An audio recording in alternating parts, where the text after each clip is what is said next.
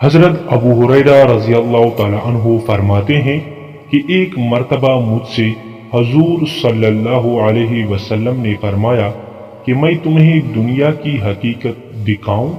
میں نے عرض کیا ضرور، ارشاد فرمائیے۔ حضور صلی اللہ علیہ وسلم مجھے ساتھ لے کر مدینہ منورہ سے باہر ایک کوڑی پر تشریف لے گئے جہاں آدمیوں کی کھوپڑیاں، پاخانے اور پٹے ہوئے چیتڑے اور ہڈیاں پڑی ہوئی تھی۔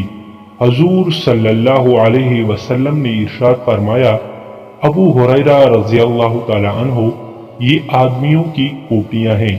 یہ دماغ اسی طرح دنیا کی حرص کرتے تھے جس طرح تم سب زندہ آج کل کر رہے ہو۔ یہ بھی اسی طرح امیدیں باندھا کرتے تھے جس طرح تم لوگ امیدیں لگائی ہوئی ہو۔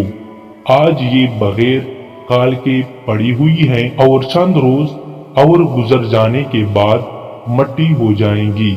یہ پاخانے وہ رنگ برنگ کے کانے ہیں جن کو بڑی محنت سے کمایا، حاصل کیا، پھر ان کو تیار کیا اور کھایا۔ اب یہ اس حال میں پڑے ہیں کہ لوگ اس سے نفرت کر کے بھاگتے ہیں۔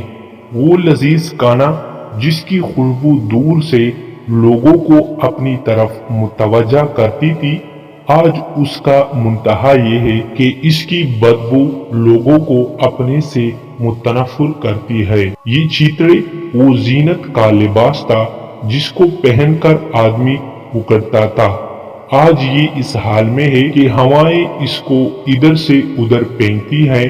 یہ ہڈیاں ان جانوروں کی ہڈیاں ہیں جن پر لوگ سواریاں کیا کرتے تھے، گھوڑوں پر بیٹھ کر مٹکتے تھے اور دنیا میں گھومتے تھے۔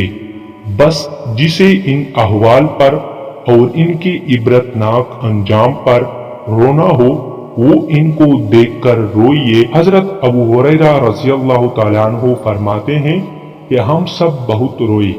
ایک اور حدیث میں حضور صلی اللہ علیہ وسلم کا ارشاد ہے کہ دنیا ظاہر کے اعتبار سے میٹھی اور سرسبز ہے اور حق تعالی شانہ نے تم کو اس میں اپنے اسلاف کا جانشین اس لیے بنایا ہے تاکہ وہ یہ دیکھے کہ تم اس میں کیا عمل کرتے ہو۔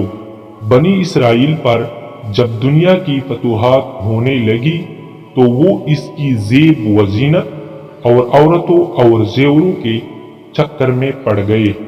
دوستو غور کرو، کہیں آج ہم بھی تو انہی چکروں میں نہیں پڑ گئے۔ سبحان اللہ و بحمدہ، سبحان اللہ العظیم۔